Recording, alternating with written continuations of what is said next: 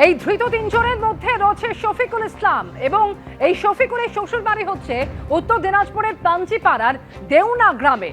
শফিকুল ইসলামের শ্বশুর বাড়িতেই কি ডেরা ছিল এদের? গ্রেফতারের পর শ্বশুর বাড়িতে নিয়ে গিয়ে স্ত্রীকে মুখোমুখি বসিয়ে জেরা করা হয়। 12 বছর বিয়ে হলেও শফিকুলের বাড়ি কোথায় তা জানতে পারেননি। কোথায় বাড়ি স্পষ্ট করে বলেননি স্বামী, এমনই চাঞ্চল্যকর দাবি করেছেন শফিকুলের স্ত্রী। কোথায় আপনার শ্বশুর বাড়ি? আমার শ্বশুর বাড়ি আমি তো জানি না আমার শ্বশুর বাড়ি কোথায়। আপনার শ্বশুর বাড়ি কোথায় আপনি জানেন না? না কেন? আপনাকে বিয়ে করে নিয়ে যায়নি? না, বিয়ের পরে কি আপনার স্বামী এখানেই থাকতো? ওর অন্য বাড়িতে আছিল, জানেন না? হ্যাঁ? অন্য বাড়িতে ছিল। কোন বাড়িতে ছিল? আমার বাবাও নাই, ভাই নাই, আমাকে বিয়ে দিয়েছে, আমি ওর কাছে ছিলাম। ছিলেন, তোর শ্বশুর বাড়ি কোথায় জানেন না? না, তাহলে কি থাকতেন কোথায়?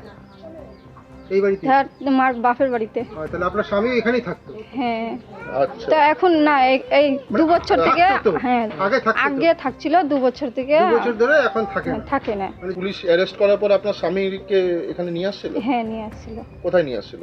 এই যে আমাদের গ্রামে। পুলিশ এনে কি বললো? আমাদের কিছু বলেনি, এমনি সাইন টাইন করছে, সাইন টাইন লিখছিল। তো জিজ্ঞাসাবাদ করেনি আপনাদের? না, আমাকে করেনি। কিচ্ছু জিজ্ঞাসাবাদ না। আপনারা জিজ্ঞেস করলেন না কেন ওকে অ্যারেস্ট করা হলো? হ্যাঁ বললাম তো বলে নাই। এখানে থাকছিল, ফের এখানে থাকছিল না, কোন জায়গায় এদিকে থাকছিল। ওর যে অ্যারেস্ট হয়েছে হ্যাঁ।